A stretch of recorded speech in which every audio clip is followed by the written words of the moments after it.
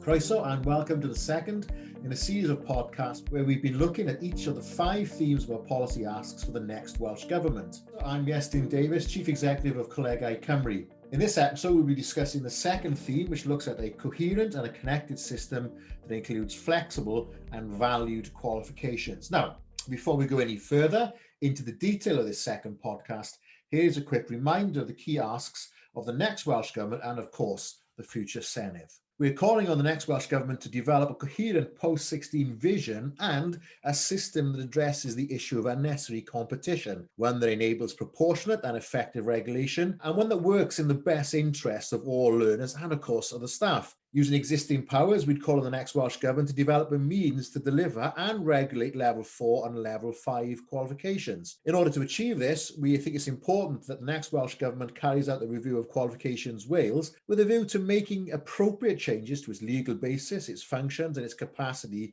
to help us secure these more flexible and more coherent qualifications. Following on from that, we would like the next Welsh Government to provide better access to student finance for Level 4 and 5 programmes, alongside the development of personal learning accounts for adults, in particular, obviously, for those who are above the age of 25. It's important that our future system is more flexible, that it's not simply based on a variation of the old 35-week programme.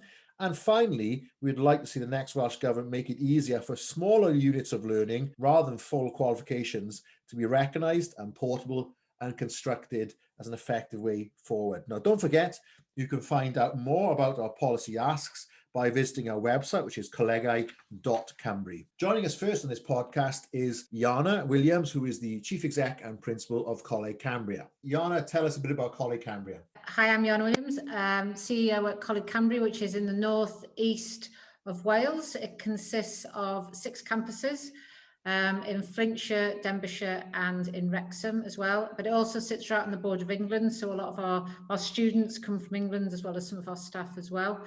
A large college covering most disciplines, most vocational areas, A-levels, HE and apprenticeships as well. And in terms of background, was at the college many years ago as a senior manager, but have since been a principal and a vice principal in colleges in England as well. So I have joined the college just over a year ago. Fantastic and great to have you with us working on this side of the big England-Wales divide in further education. Thinking about Coleg Cambria, and I know you offer a wide range of qualifications, A-levels, Level 2, Level 3, higher level quals. How do you think we can actually create and give better learning outcomes at the higher levels, Level 3, 4 and 5 in particular? How can we enhance that delivery in Wales, do you think, as one of our key priorities for our policy platform going forward? I think in terms of having that coherent collaboration, which is what we're looking to develop, quite interesting, coming from an English college in a really, really competitive environment, and coming now to Coleg Cambria, which actually, because of its mergers over the last couple of years, has become quite a coherent provider of education within North East Wales. And I think, we've always got to put the learner first and what that means for the learner. And I think competition is a positive thing in some cases because it provides opportunity of choice in the first instance. So, it means that a learner can choose where they want to go to, and it does raise quality because you constantly have to keep that quality game up. And for some people, different organisations suit them better than others, which is why there's opportunity choice. However, that said, I think, from a quality of experience, having very, very small provision or provision that doesn't provide the expertise because it's still within the domain of competing and still being allowed to compete, is not a good experience for people. I think we don't always get fair and open information. I think that's one of the challenges that we get in that competitive environment sometimes, where maybe some of the information that's provided isn't as accurate as it could be to encourage people to come to your organisation. And I think therefore, there's a massive issue with value for money, you know, where we have small class sizes, small provision, expensive provision of a small level. And you can see how much a very large college such as College Cambria, which has reduced its competitive numbers because it's merged so many times, how much more it can offer in terms of the wider experience for a student than lots of very small colleges can, because the duplication of cost is so much bigger and the duplication of provision is. So I think in terms of our ability to offer that level 3, level 4 and level 5, I think it's important that we do have competition of an element, but I think it's important that that must be something which is coherent. It makes sense. It's not just there for the sake of it. It's there because it's in the best interest of the learner. And I think particularly at level 4 and level 5, our ability to work coherently with universities is a massive opportunity for us to offer our local communities huge opportunities at any point in their life, without having to go vast distances to try and get that education. So what is the future, do you think, of collaboration between universities, regionally significant universities, of which you have some either side of the Welsh border? Chester, Liverpool, Manchester is not that far away, down into the Midlands. What is the basis of the relationship between, if you like, a university and a college in your kind of area? I think we're both different specialists, and we have to be very clear. We do what we do well, and we should stick with that. So I think for university, what they generally do well is level 6 provision and above, research. They provide a whole wraparound experience in terms of the socializing, in terms of the meeting people from all over the country. That's what they do really, really well. They do research with employers, and they develop high-skilled people of the future, which is, you know, fantastic. What we do as a college is we get people up to that level. So we get people up to a level 6 provision. But we take them at any point in their lives. We can take them as a 16-year-old to start them at that point, an 18-year-old, a 48-year-old, a 68-year-old. And the beauty of a college is that as soon as you walk through the door, you get the support to get you back on track. University starts at a certain level. And therefore, for people who want to upskill or reskill, people who are in a job and want to change their job, people who are in a job who want to get promoted in their job and think, I need to get a level 4 or level 5 or a level 6 qualification.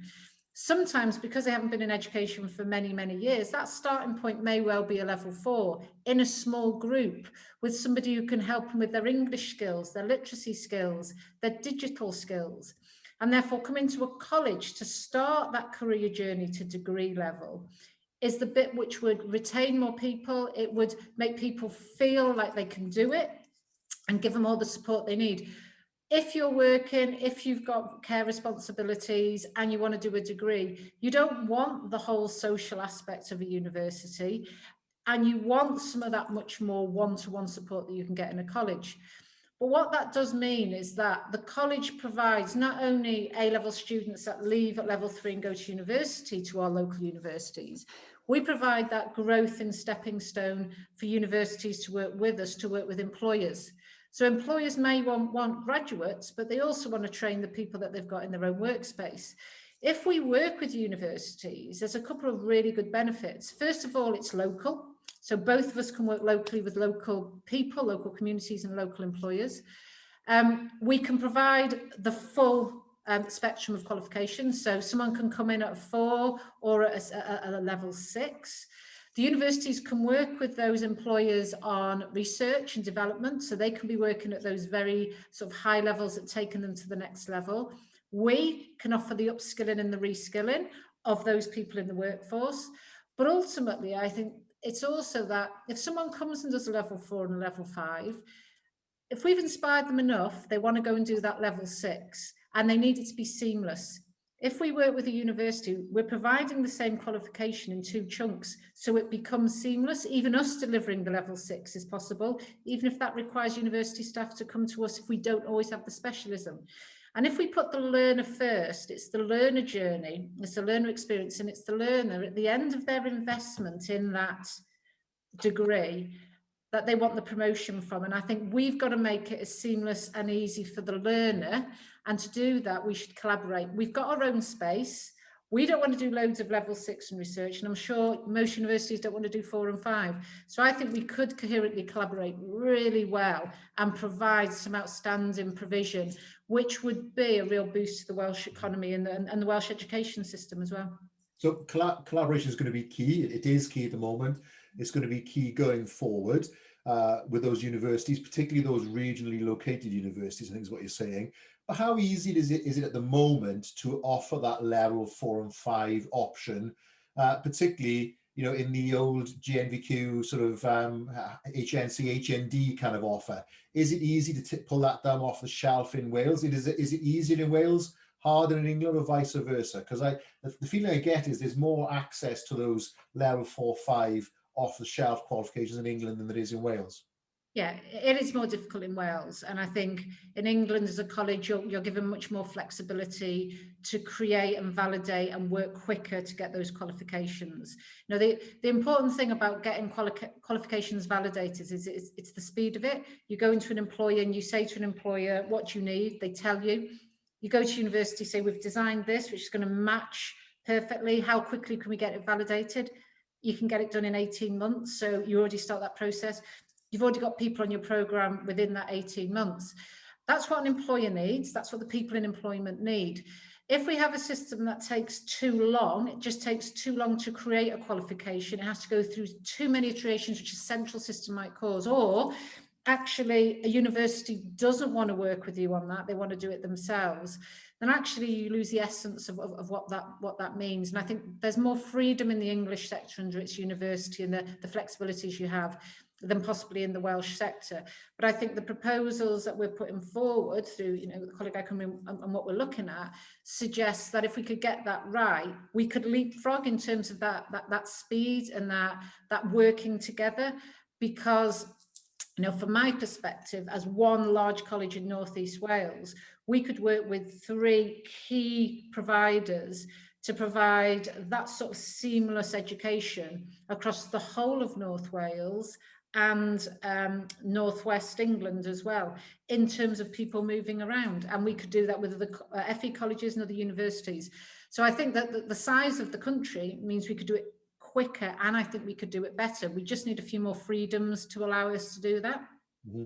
Well, that sounds as if we're making the case for collaboration, for healthy competition that improves outcomes for learners or students, but not in a way that actually lacks coherence. It seems to be that's what you're advocating. But you started by mentioning how an FE provision can be much more responsive as a more localized, learner-centered provider. You mentioned how responding to those individual needs is a priority.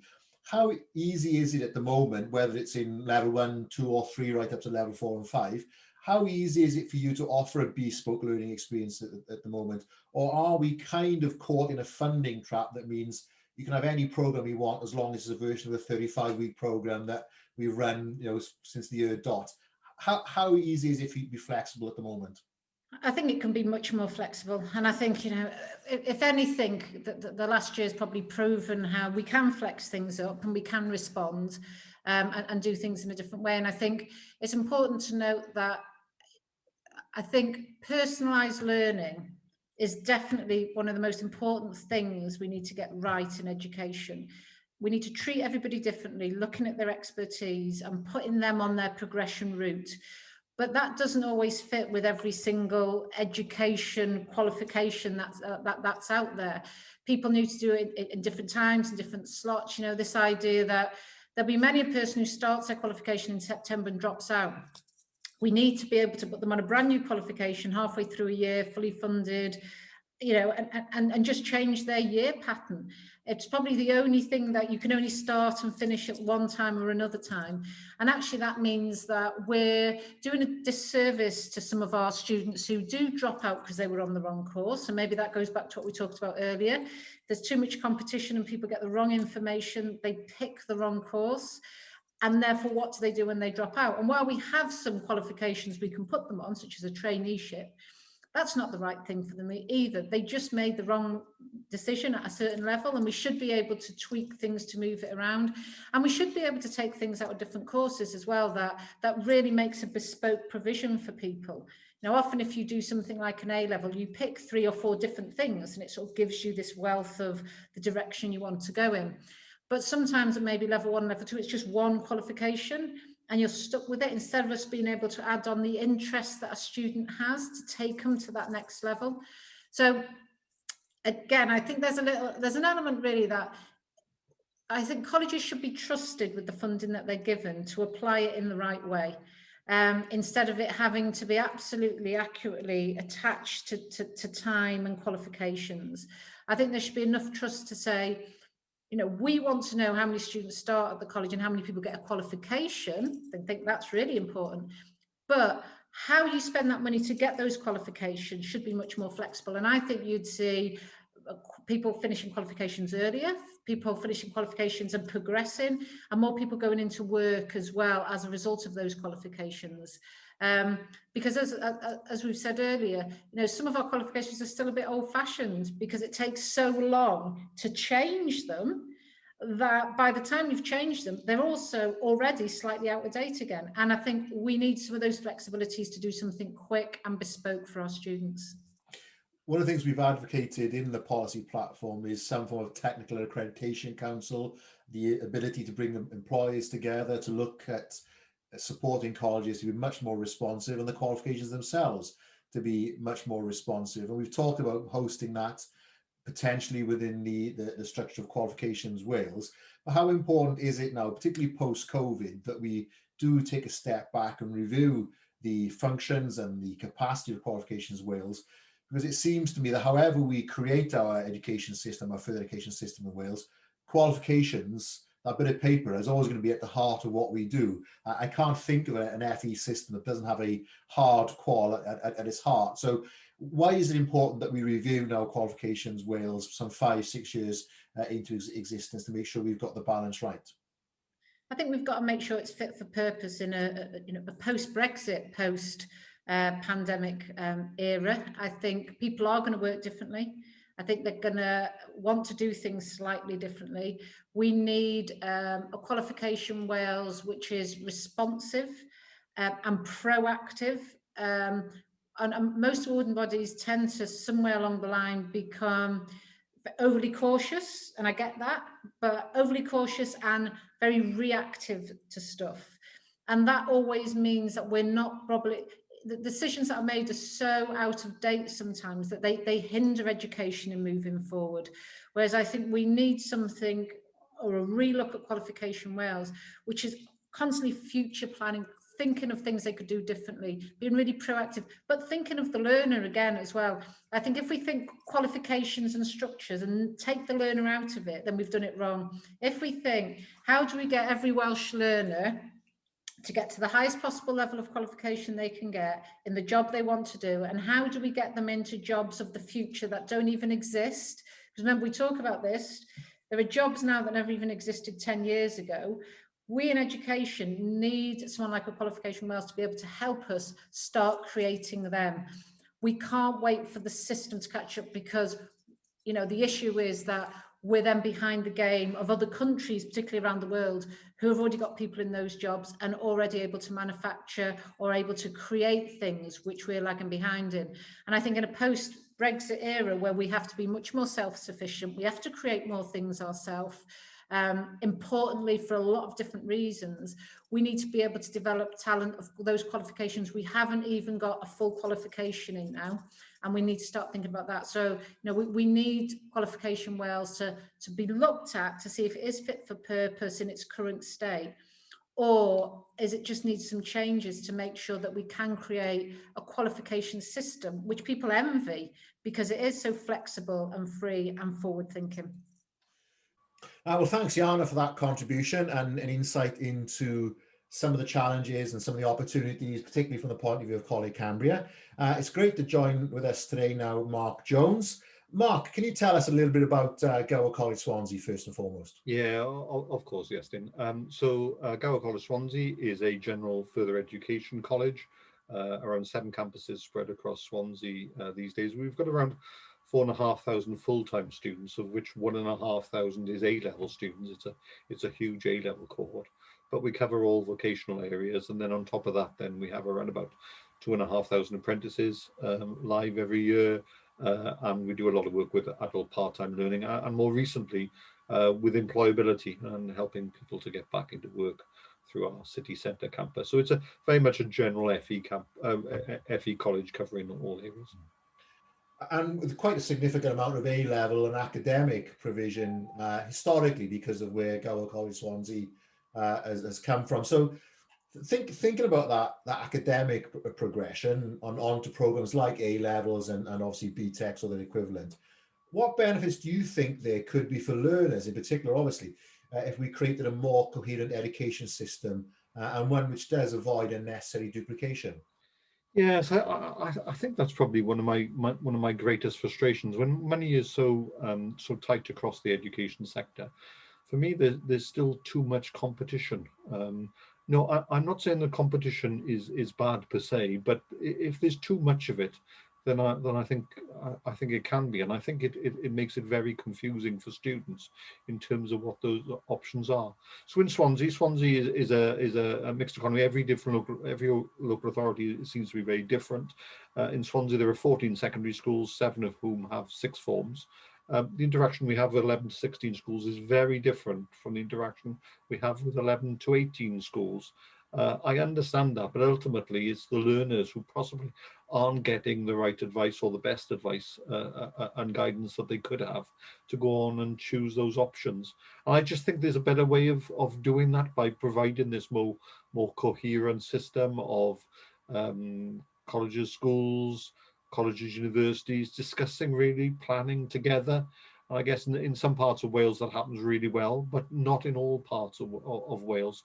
And I think we could do it better than it's been done now. And how would you avoid doing that and avoid increasing bureaucracy? We were aware of the quite short-lived, really, history of 14 to 19 learning pathways and planning. That seemed to work when there was money on the table. Strange that, I suppose. But it was quite a bureaucratic process. How would you see it working in practice in a way that's natural and organic? Well, I think I don't think you need rules or procedures. I think you just need to talk to partners, particularly when you're thinking of what's on offer for next year. In Swansea a few years ago, we were working really closely with one secondary school where we agreed that we would put on a number of additional A-levels delivered in the school, and college staff went up to the school to teach. But even now, there's opportunities. Modern foreign languages is a real issue. I know a real challenge for many of my partner sixth forms in Swansea. We have good numbers. Maybe we could offer that in a school, and maybe we could deliver it. I don't think we could offer it in every school, but it's to have those kind of discussions, joint planning, sharing of materials, maybe sharing of teaching. We'd need some agreement on quality, but this isn't extra bureaucracy. For me, that's kind of what the day job is. That's what we would do. So I think it's the need to formalize those planning arrangements, which at the moment are very hit and miss. In some cases they're there, in some cases they're not. And I think there should be that coherent system where planning is required, joint planning and resourcing is required. I think it would provide far greater opportunities for students. And at the end of the day, that's what we're there to do. Because currently the planning and funding methodology for all post-16 is the same, irrespective of whether you're in a school or you're in a college. So there is the infrastructure there already to help that through financial methods. But is it really just a case of more school leaders and more colleges just speaking together and talking together? Yeah. The planning is all done in silos. What it needs to be done is across the board, so we all share our thoughts, our plans, and come up with a joint solution. So the planning is done in silos, and it needs to be far wider than that. And you touched on there sharing expertise and staff and people being able to move between the school sixth form sector and the FE sector. Now, that's not always as easy because of the rules and regulations around who can and can't teach in school or in college. Elsewhere in our policy platform, we're talking about reforming and supporting initial FE teacher training. And we talk a lot about dual professionals, particularly in the vocational side of our offer. Is there a role, do you think, for better collaboration, and indeed maybe consideration given even to a core qualification for teaching post-16? Because it seems to me that post-16 teaching is very different for teaching, key stage 3 and key stage 4. Yeah. You're working with young adults who are hopefully going on to maybe university or progressing. Could we work together as sectors there in that qualification for teaching? I'm sure we could. The best memory I have of teaching in this secondary school was of college lecturers sitting next to school teachers in the staff room, having a cup of coffee and realizing they're actually talking about exactly the same challenges and students too. So I think we have to remove, if there is blocks there, and sometimes there can be, certainly in some vocational areas where maybe lecturers have come in with less teaching experience, but with huge practical experience in engineering, construction, IT. We just need to, the transition needs to be far easier, because both sides of the party bring incredible strengths. The lecturers might bring incredible vocational expertise. The school teachers bring knowledge of how to teach, and there needs to be that blended mechanism, because ultimately we're all trying to do the same thing for those students. Well, the election obviously is happening against the backdrop of a minor inconvenience called the COVID-19 pandemic. I'm sure you've noticed that. And during obviously the last year or so, particularly towards the end of last academic year into this academic year, we've really shone the spotlight on teacher-led assessment, the challenge around A-level and GCSE assessment when the normal rules of engagement obviously are suspended because of social distancing.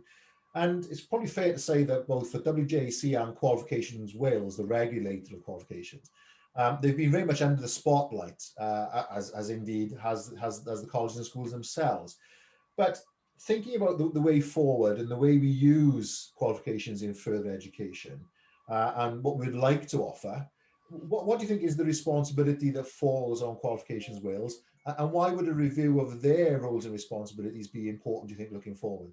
Yeah, I think the last year, you're absolutely right, has really shone the spotlight on some of the challenges we have. We have a large number of vocational exam boards. Most of them are based in England. Some of whom reacted really quickly to the current challenges. Some of whom, unfortunately, didn't. But it also seems difficult that here in Wales we're kind of reliant on those bodies as well. So I think one of the big challenges coming out here is whether we can do something that's more fleet of foot and more Welsh-centric as well. And I think there is a role there for all providers working with Qualification Wales to see whether there's a different solution, whether we can do something that meets the needs of Wales. But is that pace was the real issue for me when we were looking for guidance around adaptations and how students would get their qualifications. In many cases, the guidance was too slow. And I think we need something that's far more responsive and something that we have a lot of input to. If a qualifications exam board in England is working with, let's say, hundreds of schools and colleges in England, but there's only a few colleges and maybe 50 schools it's working with in Wales, then clearly it's going to react more to what the demands are in England. And I think there are very different demands in some areas in Wales. And maybe we need that kind of more localized solution, which Qualification Wales could lead on, that meets our needs. I think that's been that's really come through strongly in the last 12 months. And that demand in England seems to be leading us towards T levels, replacing BTECs and some form of technical instruction and education assessment as well. So does the possibility of losing BTECs create an opportunity or a problem or a challenge for Wales? Is it something you think that we could use to really develop our own solutions? I think it's really interesting. T levels are clearly at a very early stage. I think they have some really great strengths in there. But I think there's a lot of questions to answer. We have colleagues who work in colleges in England, and they're still working through some of the details. So I think some of the strengths there, the links with industry, the chance for students to have placement opportunities in the employers, that all sounds great. But I think there are some challenges that need to be worked through. So I'm really interested in watching T levels from across the border, is whether we can pick up on the strengths that are in there, but again, maybe give them a little bit of flexibility to meet the Welsh needs. So I think that's something we've got to keep a really close eye on in the next couple of years. Just as we started this interview, you mentioned how diverse Gower College Swansea is in terms of its provision. That's true, I think, increasingly for colleges across Wales. Yeah. And as we record this podcast, we're right at the end of the tendering and procurement process for the next round of work-based learning. How do you think a coherent and connected system would be able to encompass and embrace and support work-based learning and apprenticeships and employers more effectively? It sometimes feels to me still that we have mainstream FE over here, and then every now and then we have to procure a work-based learning solution. Then we go our separate way for a few years and deliver that contract. How can we actually make that work-based learning experience an integral part of further education, just as sort of the plumbing course and the A-level courses are in your college? So, well, let me tell you what we do in Gower College, because I think it's easier to do in an institution, but there's a model there that I think is that you could roll out on a wider basis. So all the students in the college receive through tutorials, etc. They're aware of what apprenticeships look like. They're aware of what higher education looks like, and then their individual action plans, their contract, the student's individual contract with their lecturers, will pick up those issues. What are you looking to do to proceed on? So initially, they've got a general view of all the different types of provision that's available for them to progress. And then once they've identified what they see as their preferred way forward, lecturers will input to that as well. Then we'll start to develop an action plan around that, which gives them those opportunities. So if, for example, they want to go into higher education, maybe during the year, we're bringing in higher education lecturers to speak to them. If they want to they're interested in looking at an apprenticeship, then we might link them up with an apprenticeship provider, may give them opportunities over holidays to get that experience. So in one institution where we have all these different areas of business, it's really easy to link it all together around that kind of common core theme. I guess it gets more difficult when you try to do that across a wider area. So we'll have students coming in from schools who don't know what apprenticeships are. Yes, they may have had some careers advice, but it's quite small in some institutions. So I think there is a need to start to roll out these different options so that students and parents and their friends also understand what the range of opportunities are. As I said, easy to do in a college, in one institution, more difficult to do across a wider range. But there are so many opportunities out there for youngsters at the moment that they need a full understanding with advice and guidance on what all these options are. We had a young girl last year, definitely Oxbridge material, no doubt about it, incredible grades, but wanted an apprenticeship program. So she trained, she's an accountant now in a local firm in Swansea. She's on day release to us, and she's loving it. Did she have the potential to go on to Oxbridge? Absolutely, she did. But it was just her choice because she was aware of the different options available. And that's just one example. I could give you countless examples of students moving both ways who want to do apprenticeships, but are now doing maybe a level 4, level 5 HE course with us, or maybe working in a local university. It's just making them aware of those options because they don't generally know what those options are. So that's a job of work that we all have to do. Well, thank you to Mark and Jana for their contribution to this episode. You can listen to this and other podcasts in the series by visiting our website, colegau.cymru. There you'll find our Policy Asks document and also further information relating to our activities for the Senedd election 2021. Now, I hope you found this update of interest. We're keen to hear your thoughts and encourage you to leave a comment or question, so please do get in touch. We find Colegau Cymru on Twitter, LinkedIn, and of course we look forward sometime soon to meeting up in person as we resume our usual network meetings and face-to-face conferences. Until then, please share our podcast with your colleagues and help promote our message to the future members of the Senedd. Diolch chi am wrando. Hwyl am y tro.